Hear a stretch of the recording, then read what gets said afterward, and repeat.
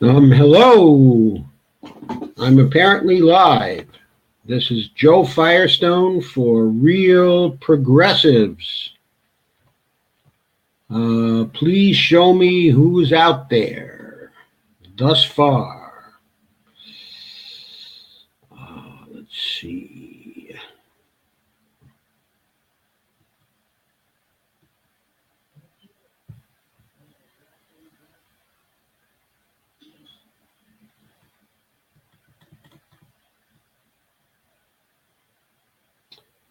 Hello, Patricia Ann. Hello, Laurie Ald. Hello, Tammy Oliphant. I should have said your name first since you were evidently the first one on here. Hello, Peter Wirt. Hello, Mindy Dunham. Thank you all for coming. Thank you for being here. Okay, the topic tonight is, oh wait, I forgot my notes. I need to state certain things very, very accurately tonight, so I will be gone for just a moment.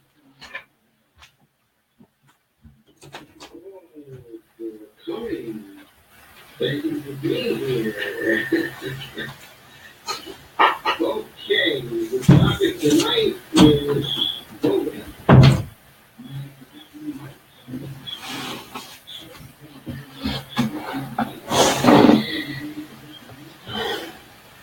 Okay, I intended that this show would mainly be devoted to the Dem Enter question. Okay, as you know, there's a controversy as to whether we, who were very dissatisfied with the performance of the Democratic Party in the primary campaign and in the election campaign, last time in 2016, should stay with the Democratic Party, okay, or should try to build a new party. That is the Dem exit strategy. There are many people, though, and I see there's some interference coming from somewhere. I don't know where that is coming from or why it's coming tonight. So hang in there. Hopefully this is going to clear up. Okay. If it doesn't clear up, however, it will be very annoying. Okay, so anyway, the show is going to deal with the Dem exit and Dem enter question. Okay. Okay, there we go. I'm now visible, I believe.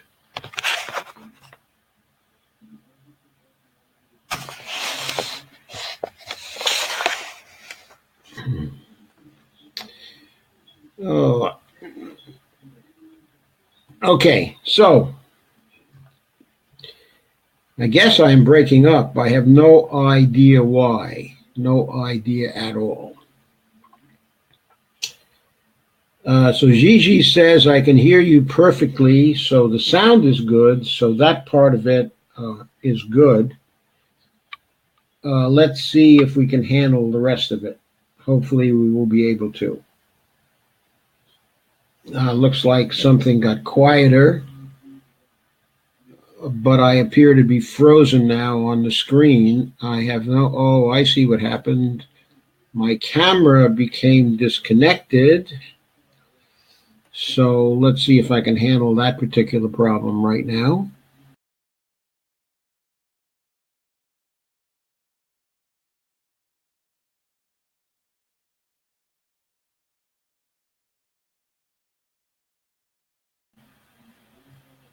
Okay, am I back, folks? Am I back?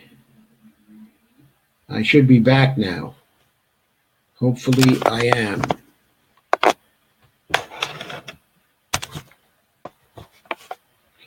How's my lighting? Okay.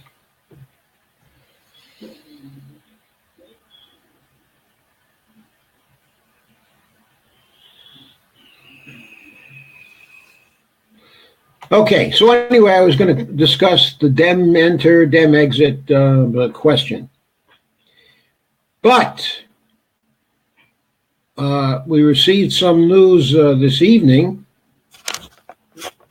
even though I expected that the Federal Communications Commission was going to take a net neutrality vote in after Thanksgiving.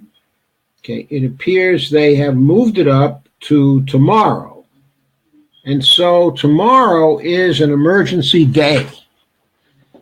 And what I want to emphasize for you is that all of us out there should deluge our Congress people, our representatives, and our senators concerning the upcoming vote of the FCC.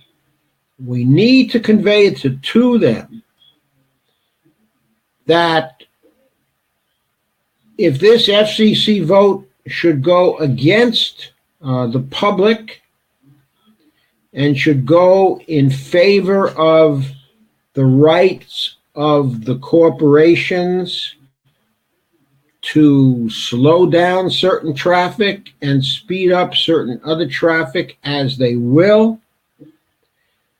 that we will pay attention to nothing else that our representatives do until that vote of the FCC is repealed and is declared null and void by the Congress of the United States. Okay, if the FCC still refuses, we insist that our representatives across the board, Republicans and also Democrats, vote to abolish the FCC and put a new organization in its place in order to monitor the internet and ensure net neutrality forever. Why is this so important? Why must we raise our voices tomorrow and let them know that this is a critical issue and a life and death one for their careers in Congress? The reason for that is our efforts to reclaim our democracy will be severely hampered, and perhaps our chances of doing so will be completely voided if this vote should be one of 3-2 for the corporations, for the providers of internet services, allowing them complete freedom to manage traffic on the internet. They must not have that freedom. They must be forced to keep the rule of equal access for everyone intact. Remember, the internet is part of the public airwaves. It is, in essence, a utility. It is a highway that we all must have equal use of. Now, already, we are at a severe disadvantage vis-a-vis the multinational corporations and large corporations, of all types on the internet. They have overwhelming power against us when it comes to spreading their messages, their framings, their myths, their statements about what they view as the truth of the world. We have every evidence up to this point to believe that they lie or dissemble or distort most of the time and that the mainstream media, which would be favored by the providers, create a picture of the world which is completely at variance with reality. Now, this is true in the area of the monetary system that we have been focused on a good deal here at RP, but it's also true in every area of concern to us. It's true concerning the environment. It's true concerning civil liberties and civil rights. It's true concerning Black Lives Matter. It's true concerning every single issue that we deal with. There have to be alternative views out there. There have to be protections for those who are giving us the alternatives so we may decide for ourselves which narratives are true and which narratives are false. Again, our disadvantages in that area are great enough already. We cannot have a situation where the large companies also get to run and get to control the content on the internet entirely. We cannot allow that to happen. We must not allow that to happen. We must exert our full weight tomorrow and our full weight throughout this period when the FCC may vote, our full weight to make them back off such a vote. The only way for this to happen is for Congress to make them back off such a vote. And the only way Congress is going to do that if we make it emphatically clear to Congress that if they refuse to do that, we are going to vote them out of office, regardless of their stance on any other issue. Let's get this clear. It's our democracy. The future of our democracy is at stake here. In saying that, I am not claiming that we now have a democracy. I do not believe that we are still a democracy, but I believe that we have a chance to reclaim our democracy, and I believe that that chance in great part is based on the internet observing net neutrality. We must make that happen, or we will have to work that much harder to get the truth of things out. How difficult a time would it have been? How much more difficult a time would we have had during the 2016 campaign in getting Bernie Sanders' message out there if all messages that were favorable to Bernie Sanders were slowed down or were stopped from reaching the mainstream of social media on the internet? We rely on social media. We cannot have a situation where the content providers are skewing policies towards them and towards their profits, and are skewing policies against the public purpose.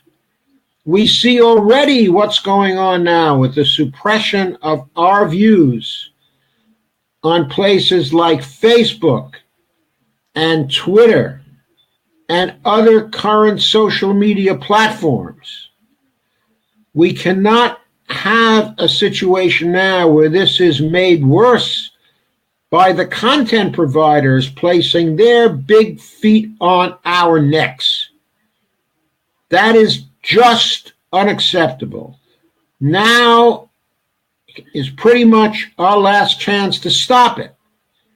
Yes, later on, we'll have a chance to reverse it if it happens, because we'll have a chance to throw out the next Congress. But how much more difficult? Jesus. how much more difficult will it be to do that?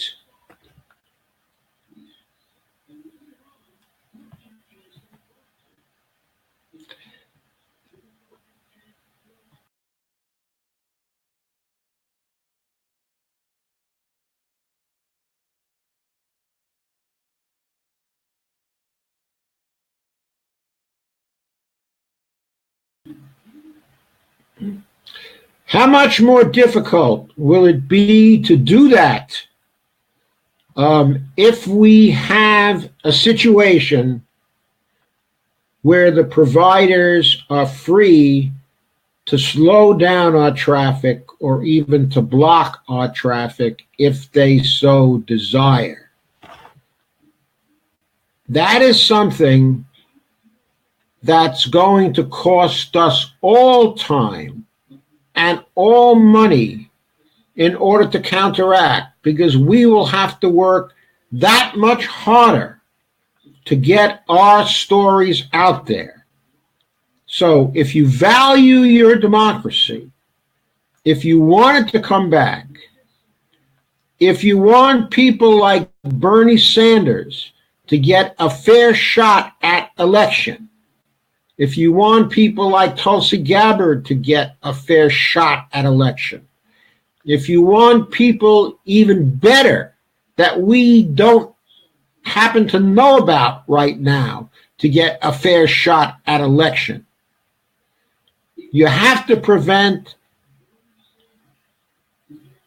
the service providers from getting total control of the contact that will come to prominence on the internet.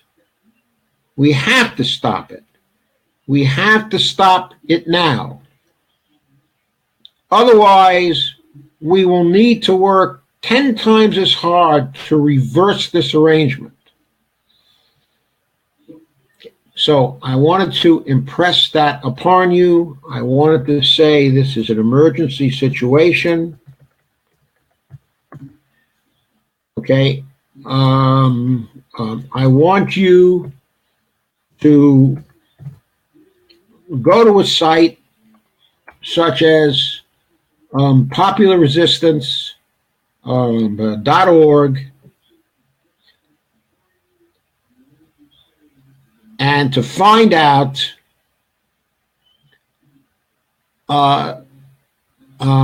precisely what you need to do for the last minute effort to stop what is going on in its tracks,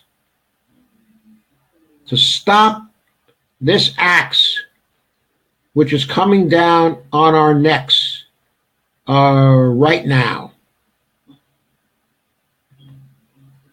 Cori Chaney says, I sent you the link through Messenger. Cori, can you send a public link and help us out?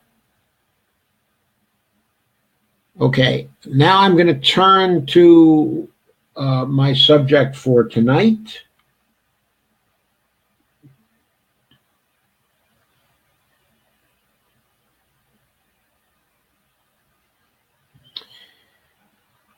And that is the Dem Enter, Dem Exit a question. And I'm going to pose some critical questions. If I can bring up these questions on my iPad, which is right next to me, and even if I can't, okay, I'm going to read these questions out.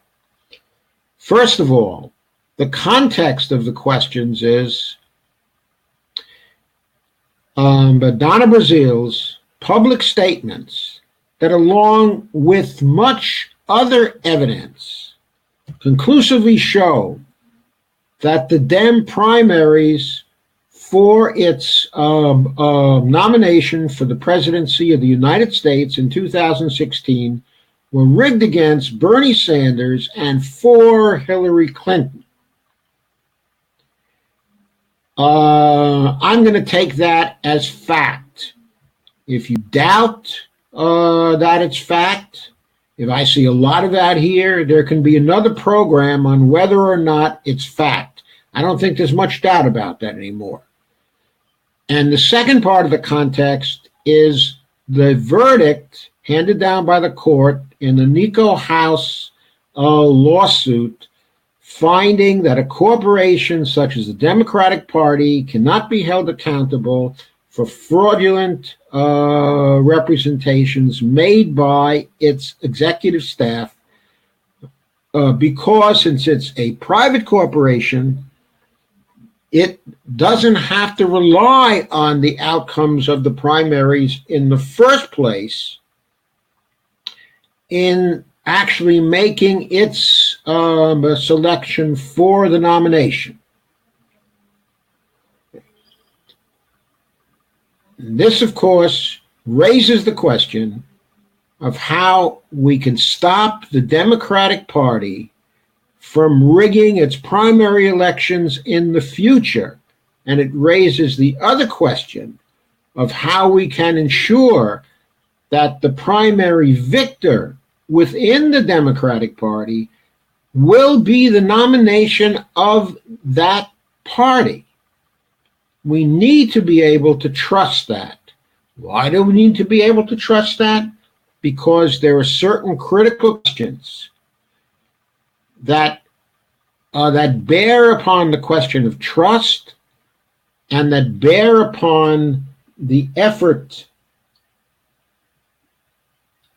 that we ought to make for the Democratic Party. By the way, can you see me?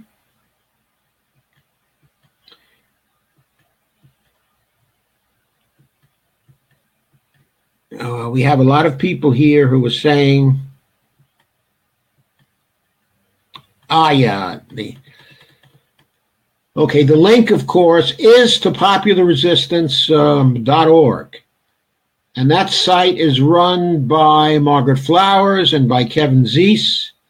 And for sure, they will give you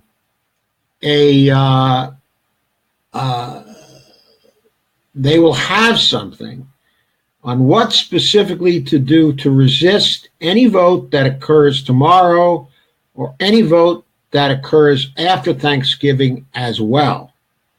So go there. Okay, Kare Emanuel says, yes, I can see you, Joe.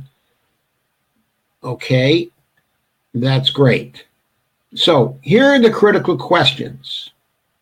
There are three that I have posed.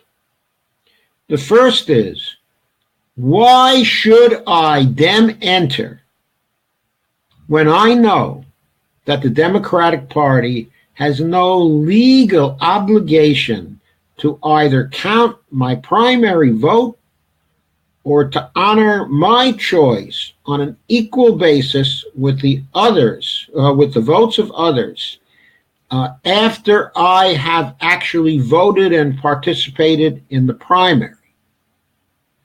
Okay, once again, why should I Dem Enter when I know that the Democratic Party has no legal obligation to either count my vote or honor my choice on an equal basis with the votes of others after I voted? Now that's critical because that addresses the question of the superdelegates whose votes count more than my vote. I don't like that because that says that the Democratic Party, the supposed defenders of our democracy, do not have a democratic process for selecting their nominee for the Democratic Party, that they don't have that they are hypocrites, that they are saying democracy is great for everybody else, but that it's not great for them, that they won't have it, that they want to have some kind of undemocratic process with some superdelegates whose votes are worth thousands and thousands and thousands, of the votes, of other Democrats. We cannot have that anymore. That's the goal. Now, the second question, why should I Dem Enter when I know that any financial contribution or contribution of time and effort that I might make to my Dem candidate may be wasted by a DNC that can, at its option, that is a Democratic but national committee, that may, at its option, rig the primary election against my candidate and ensure the election of someone the DNC favors.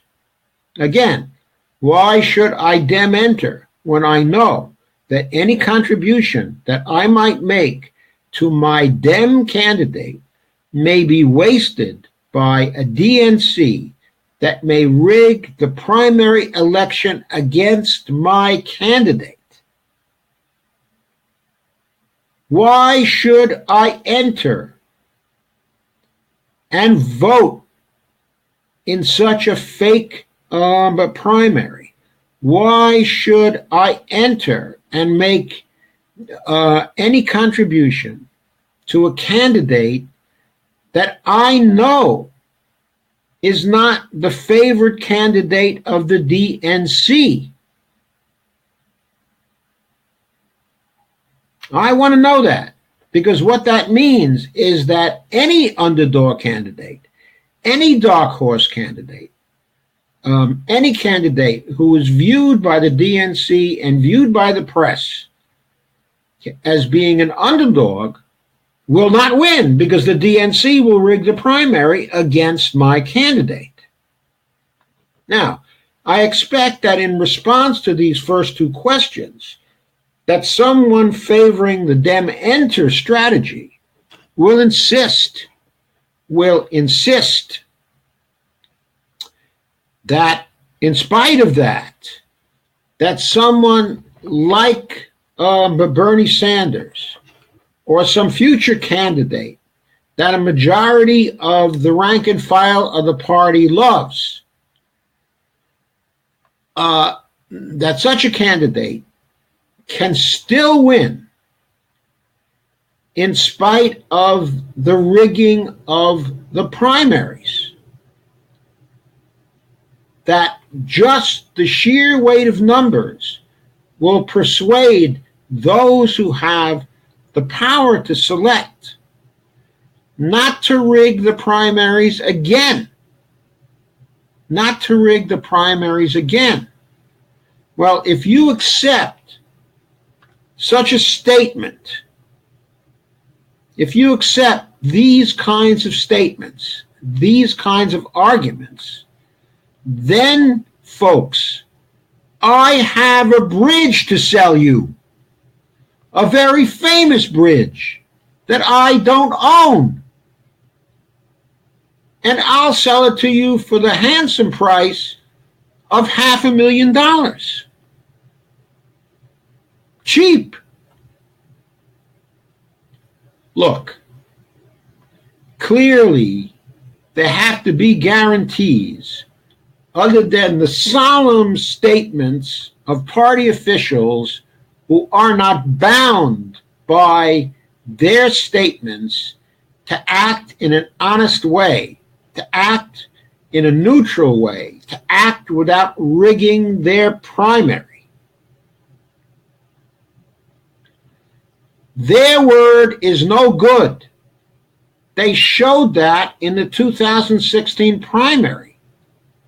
And many of the same people are still there actually running the party. Okay, in Donna Brazil's story, it came out that the Clinton campaign bought the Democratic Party for the duration of the 2016 campaign because the party was broke. And Hillary Clinton's campaign went in and bailed the party out in return for certain guarantees, in return for her reviewing all the key appointments and approving or vetoing them, in return for her having a decisive say about arrangements for the debate. And any critical arrangement that was put forward by the DNC, the Clinton forces had a review on that. And not only did they have an agreement to allow them to review that, but they had a veto on the appointments by the DNC, so their DNC appointments would be able to tell the Clinton campaign that whether the DNC was fixing to violate their control agreement or not. So in effect, the Clinton campaign had control of the primary campaign. Now there's some dispute now going on now. People are asserting, well, that's not why Clinton won. She would have won anyway. There's this factor, there's the other factor, and the other look, all that is nonsense. The fact is the Clinton campaign had control of the party, and Sanders wasn't running in a neutral election. He was running on a playing field that had been rented lock, stock, and barrel by another candidate, which had the free use of that particular playing field. And again, if you don't think the Clinton operatives did not rig this election towards Hillary Clinton, then again, I have that bridge to sell you. That is not possible. You have to be born yesterday to accept that. That is blowing smoke up our rear ends. You cannot accept that. So, what can the Democratic Party do to create a contract with potential primary voters that gives them a guarantee that they will not act that way again, that they will not rent out the party to any candidate, regardless of the financial pressure on them? In the face of what the court has said, of what the Nico House decision was, the question arises, how can the Democratic Party create a contract with its potential primary voters, subjecting itself to credible penalties if it violates any public guarantees of unbiased primaries that its staff may give to primary voters? How many times did Debbie Wasserman Schultz in the 2016 campaign tell people that the contest was a neutral one, that it was an unbiased one? Now, clearly, Debbie Wasserman Schultz was lying through her teeth, as were other operatives in the DNC who were supporting her, as were operatives in many of the state parties that were tied in with the National Democratic Party and that were dependent on the National Democratic Party for funds.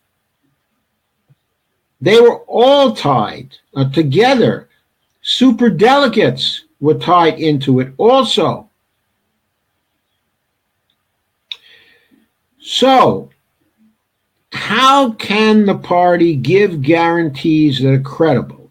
It seems to me only by signing a contract with some third party, subjecting itself to credible penalties if it violates any public guarantees that it might give concerning unbiased primaries.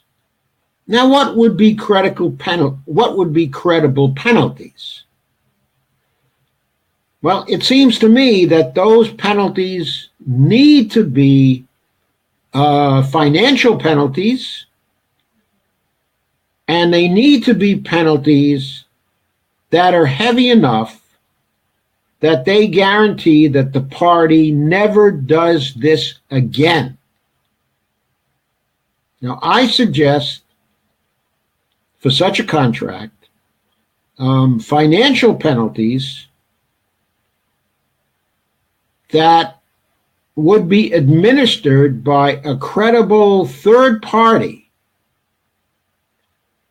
with a financial guarantee of fair treatment in the parties in an escrow account before the campaign begins, and that these financial penalties have to be high enough that no one wants to pay them,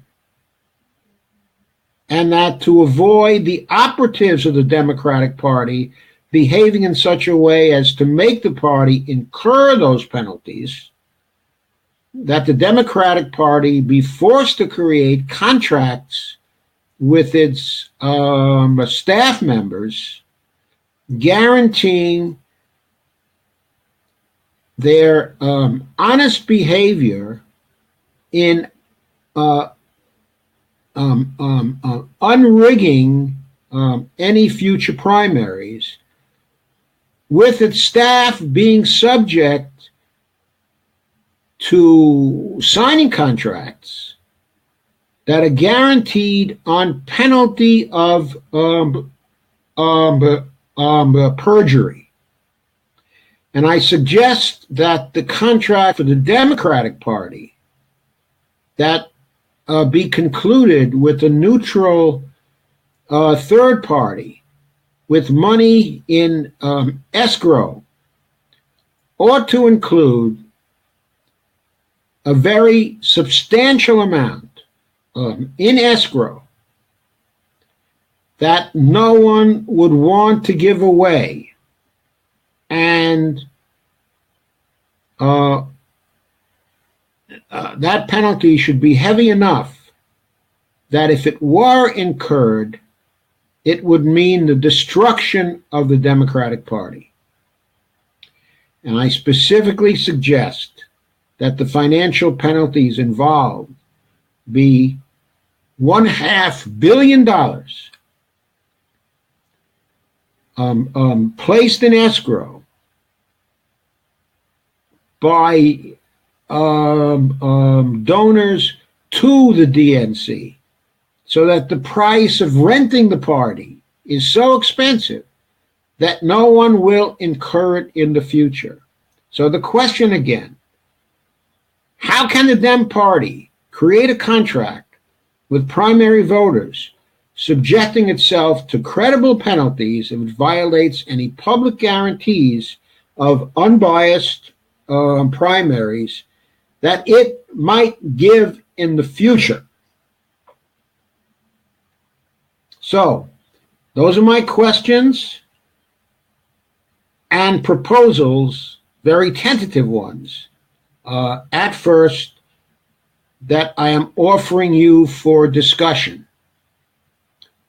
So now, what I'm going to do is to open this up for discussion for the rest of the time available to us. That won't be much more time because I have a meeting at 9 o'clock and it's 8:43 now.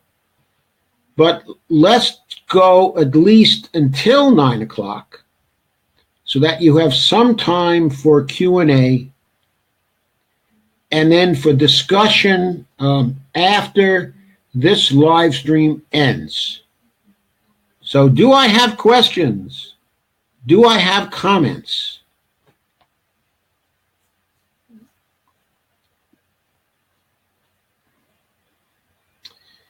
Okay, the floor is open, folks.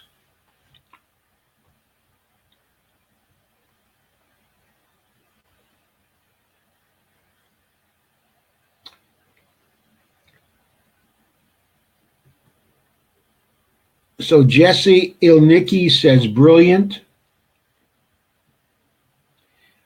I don't know about that, but it was the best I could do on short notice. No, I have to be honest. I have been thinking about this for some time. Jesse Ilnicki says, hey, Russ. I take it that is Russ Goldman. Hey, Russ, if you're there. What's your take on progressives shifting to the GOP? Well, Rob Rice says, I don't think it's enough because the DHS has taken over our election infrastructure. How do we deal with that? Okay, that's a separate issue. I'm not prepared to handle it in this particular live stream. Okay, except to say that we can do a lot to counteract that by removing this layer of control. And I also say that if Bernie Sanders had not had to contend with the DNC rigging in the last election, I am convinced that Bernie Sanders would have won the primary, and had he won the votes in the primaries, that the superdelegates would have bowed to the popular will in that instance, and Bernie Sanders would have taken over the party. Okay, someone asks, is what Ronan doing considered repenter? That's a reference to Sam Ronan, okay, of course. I don't want to take up our scarce time to talk about that, okay. I think Ronan is a scoundrel, and for me, it was always apparent since I first started to look into him that he was a scoundrel, because I looked at his Our Voice website, and I looked at the nonsense economics I saw on that particular website, and I immediately knew then when he said that he was favorable to MMT and that he agreed with us on MMT, that this contradicted what he said on his website. So, okay, I've thought he was a fake since that time, which is at least now 3 or 4 months ago. So Carmen Muniz asks, can we just abolish the DNC? No, the DNC is a corporation, and that corporation controls the nomination of the Democratic Party. It controls, in the end, who will be nominated. Until it gives up that control, there really isn't anything we can do about that, as the court just decided. It's a corporation that controls the nomination. The only thing we can do, okay, in order to make them irrelevant, is Dem exit and build a party of our own. That works for us. And Liane Goldberg says, 500,000 isn't enough incentive. Well, maybe it's not enough. Suggest another figure. 750 million? Perhaps a penalty of $1 billion?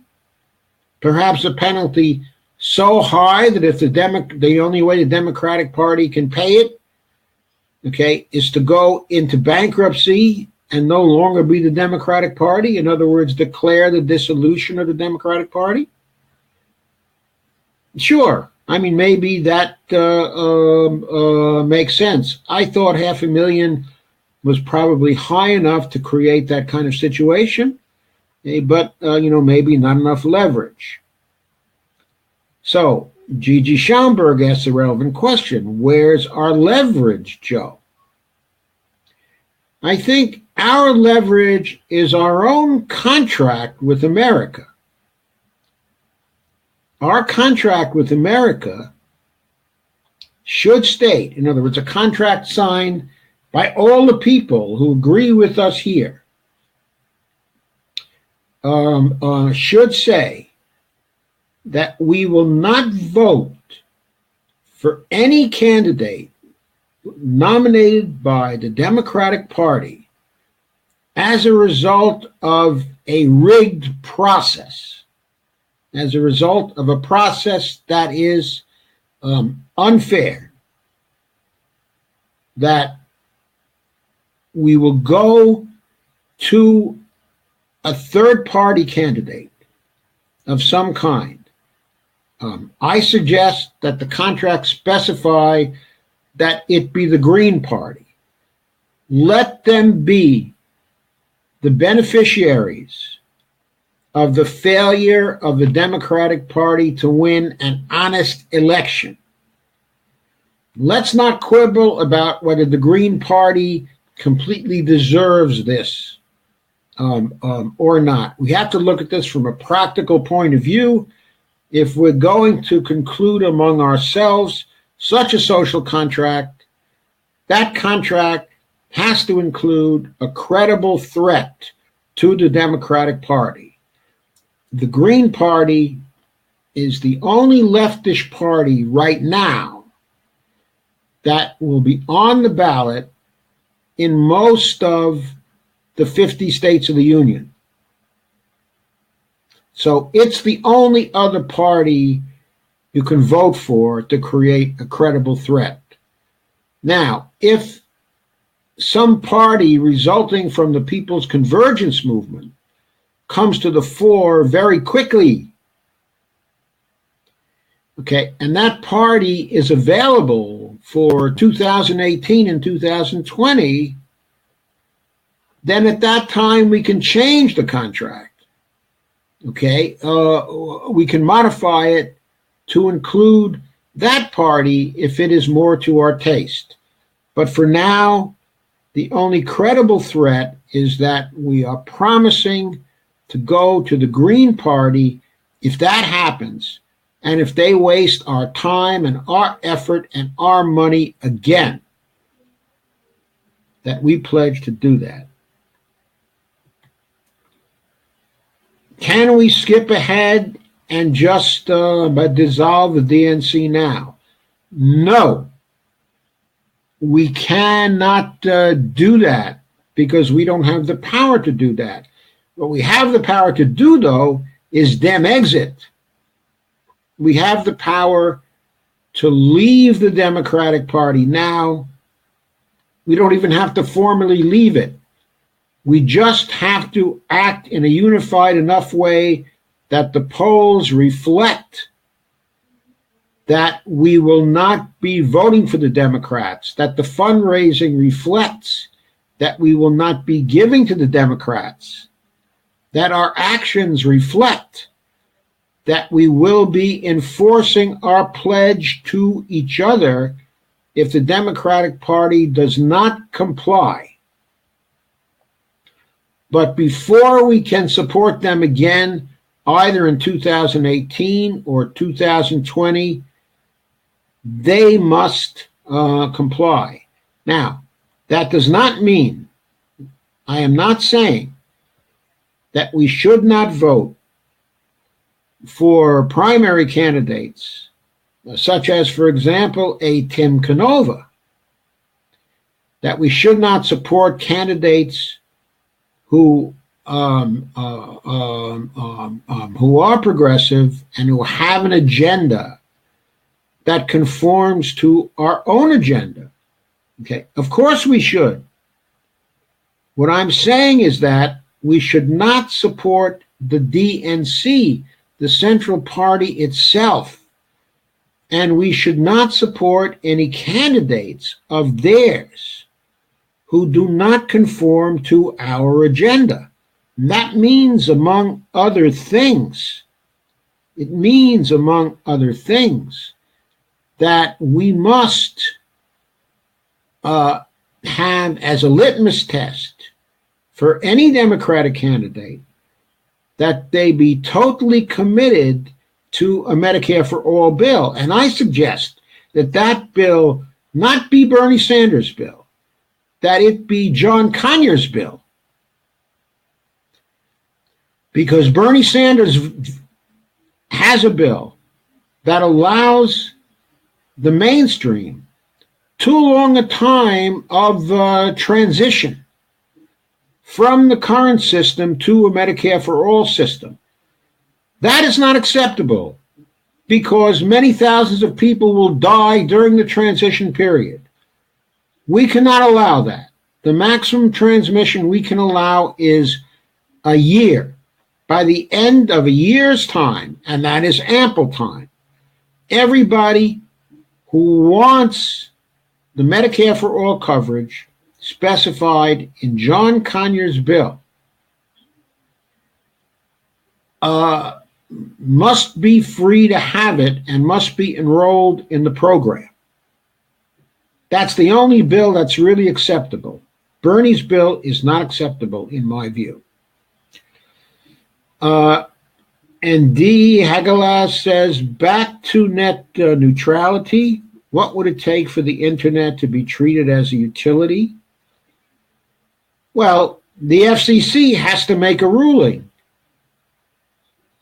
It's close to such a ruling right now. Okay, what's going on now is a vote that would backtrack from its previous rulings, okay, and allow the service providers to control the speed and the accessibility of traffic on the internet according to their decisions, in line with what content they want to see getting out to people. So, it's this vote that we have to stop. Okay, going further.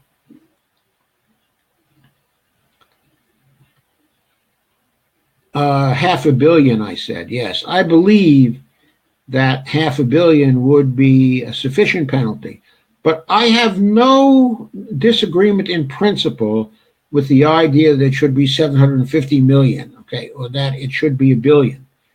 The point is to have it be sufficiently heavy to force the DMC to declare bankruptcy.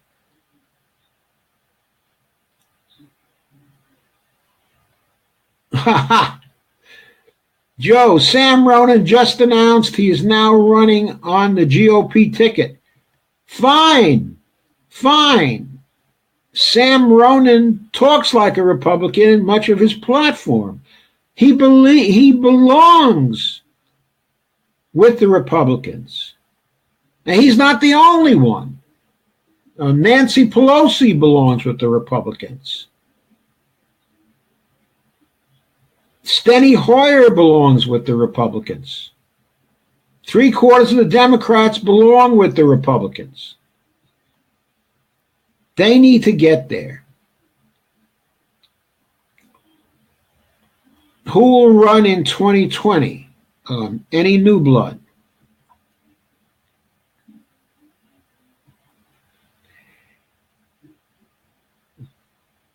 If we follow the Dem exit strategy and build our own new party or join with the Greens, yes, there will be new blood. There will be new blood. Okay? Within the Democratic Party, if we are able to take it over, there will be relatively new blood. There will be plenty of new blood on the lower levels, in the Senate, okay, and in the Congress.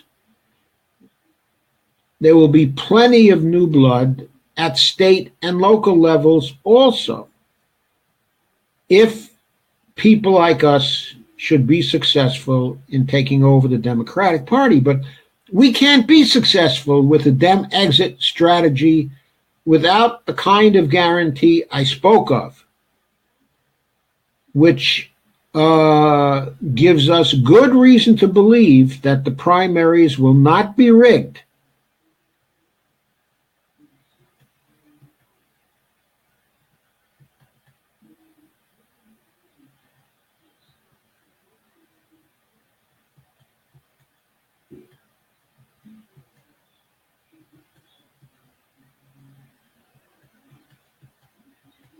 I'm trying to find a question I just saw. Okay, Patricia Ann Austin says, well done, Joe, and I will demand no less from the DNC. Thank you, Patricia Ann. Voting blue, no matter what, no matter who, for the last couple of decades, has only managed to shift the whole party to the right. If we continue to vote them, they have no motivation to reform. That's true. But of course, if we can take over the party, then we will supply the motivation to reform. But again, we cannot take over the party unless the three questions that I posed are answered successfully by the party. Marley Scarborough says, I agree and love your proposal. Thank you, Joe. I totally agree. And Barbara Wernick says, Ronan was always a Republican. He thought he fooled us all. Well, I guess not. How is the DNC ever going to come up with $1 billion when they're close to bankruptcy now?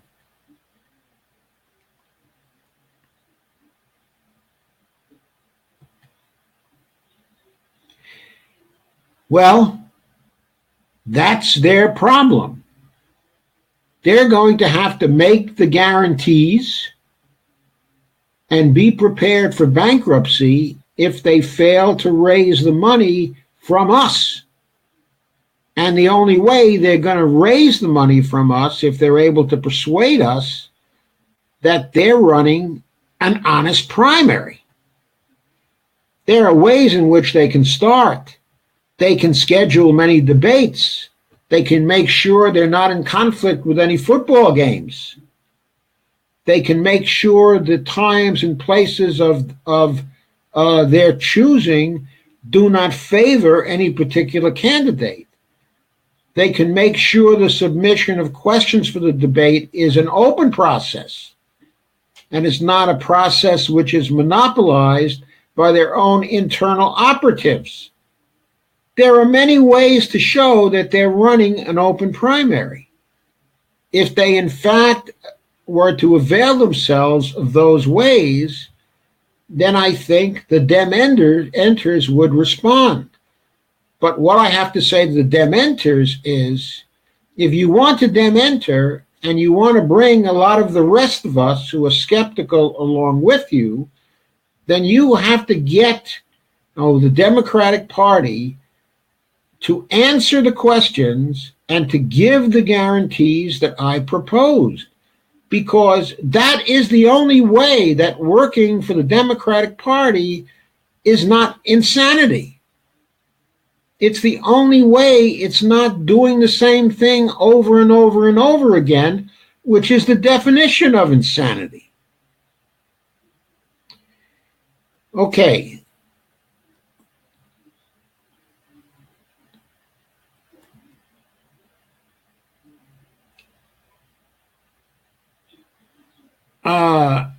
And the question is asked, if so, should we have to pay for it all?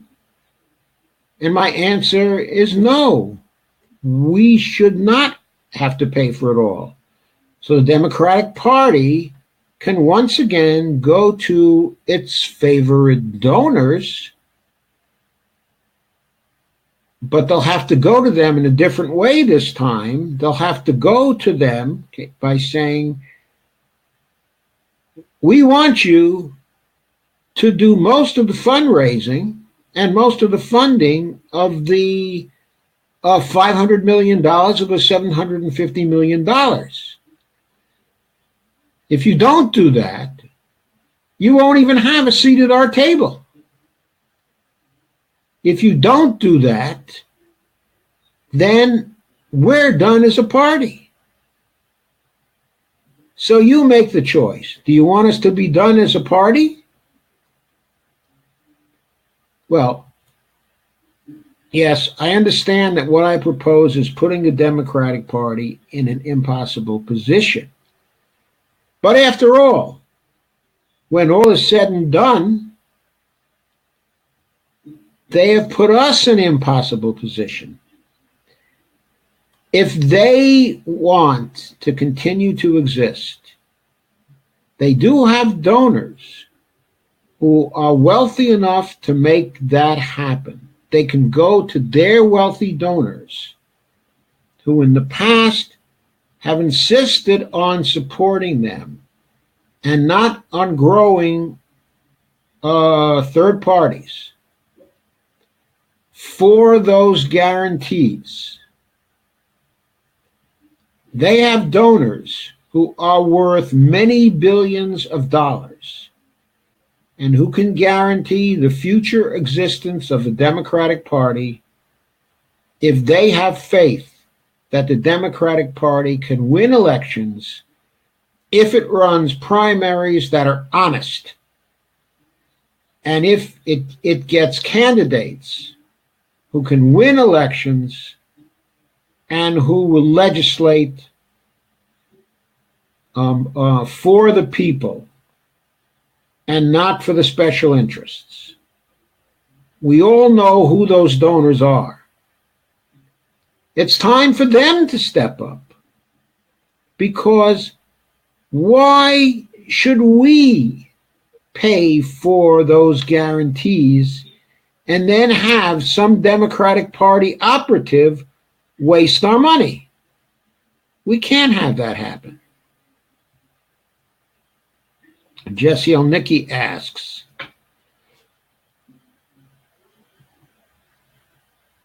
did the federal government... I lost that question again. Let's see if I can see it on the screen. I have to put on my even stronger reading glasses. Sorry. Did the federal government fund the SuperNet project via modern monetary analysis? Okay, Jesse, one doesn't fund by an analysis. One funds by the way the world works. Okay? The way the world works right now, today, is that the reserves which the federal government spends and the reserves they did spend for funding the ARPANET that became the Internet, the way they funded those expenditures was through the Federal Reserve creating new high-powered money to place in the Treasury's account. That's the only way that happens, through first a congressional appropriation and then through the actions of the Fed. Someone asks, maybe we can get Soros to turn progressive? Okay, Molly Scarborough asks that. And the answer is, well, Soros has made many public statements and written many books that indicate in much of his thinking that he is a progressive. The question is whether he is progressive enough to do more than just fund his network of think tanks and lobbies that have been executing the progressive give-up formula for a very long time, and whether he is progressive enough to actually ensure that the Democratic Party becomes and behaves like a progressive party. I don't know if he is progressive enough to do that, but we shall see, because it's donors like him who will have to step up. It's donors like Tom Steyer who will have to step up. It's donors like the patriotic millionaires who will have to step up, okay, to do this. Okay. They will have to put up the guarantee, or there will be a Dem exit.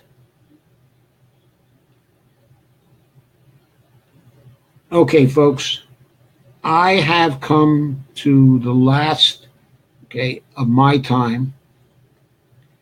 And so I'm going to have to bow out now. But But you can comment, of course, okay, among ourselves after I end the broadcast.